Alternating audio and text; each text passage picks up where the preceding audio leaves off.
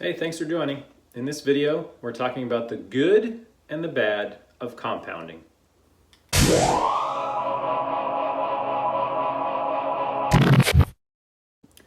Compounding is an amazing concept.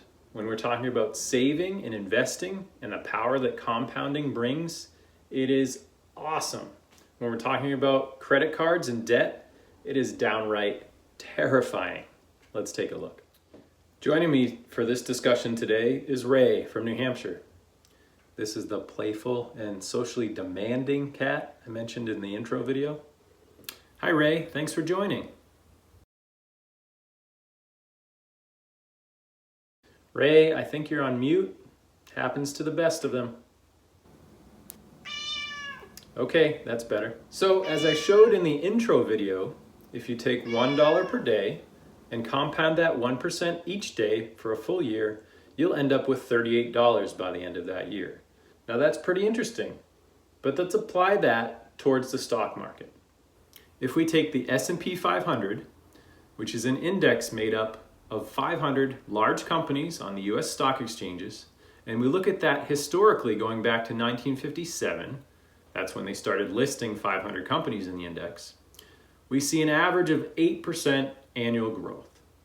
So if you are a 25-year-old and you put $10,000 into an S&P 500 index fund that gets 8% annual compound growth, and you don't put anything else into that account, you leave it alone or you forget about it, what will you have by age 65 without adding another dollar?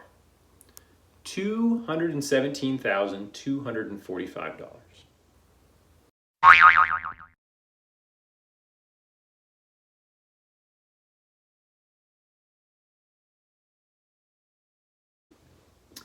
Now, let's look at the flip side and compounding in terms of credit cards, loans, debt, etc. First off, some averages for you. According to the US News database, average credit card interest rates in 2021 were between 15.56 and 22.87%.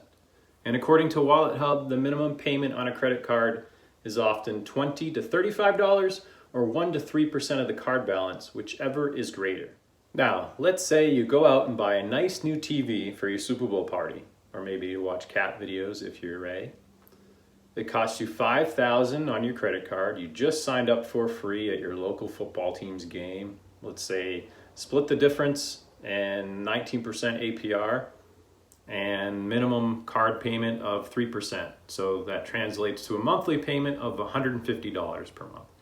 If you decide you only want to pay the minimum each month, how long do you think it will take you to pay that off? Ray?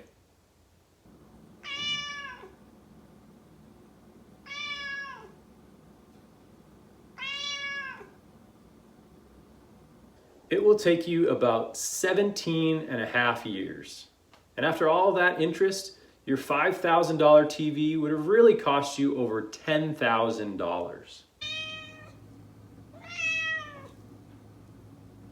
So ask yourself, was that TV really worth twice the sticker price?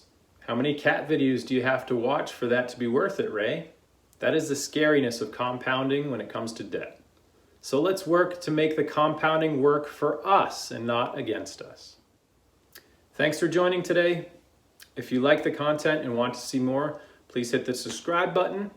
Hope to see you next time.